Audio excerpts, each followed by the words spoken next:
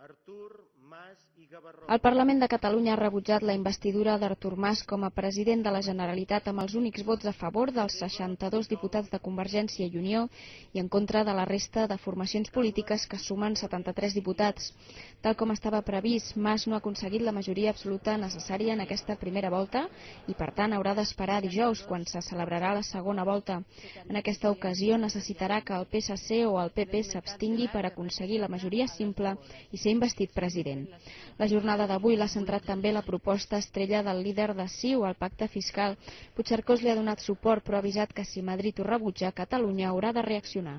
Vol fer una intentona més des de la perspectiva autonomista? Fem-la. Ha d'haver-hi una reacció si Madrid tanca les portes.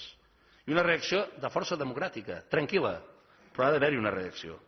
Podem portar en aquest moment a Catalunya a una derrota conscient o, encara que no fos una derrota, a una ruptura interna?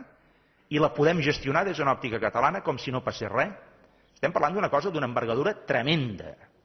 Joan Laporta, que ha avisat que Solidaritat Catalana reivindicarà la independència en cada debat, ha protagonitzat un dels moments del dia en la seva intervenció pels continus enfrontaments amb Artur Mas.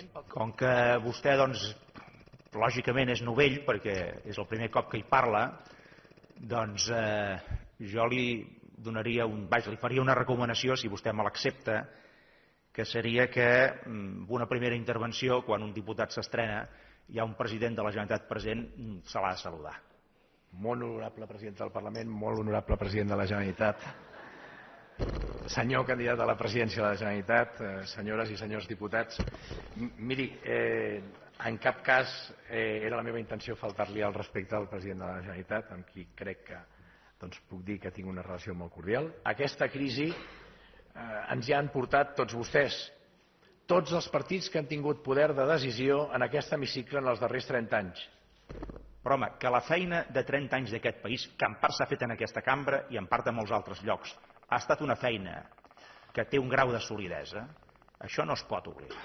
Per la seva banda, el president de Ciutadans, Albert Rivera, ha carregat contra els privilegis fiscals que considera que Mas vol aconseguir per Catalunya. També ha reclamat a socialistes i populars que no avalin el programa de Mas en la segona volta amb la seva abstenció en la investidura.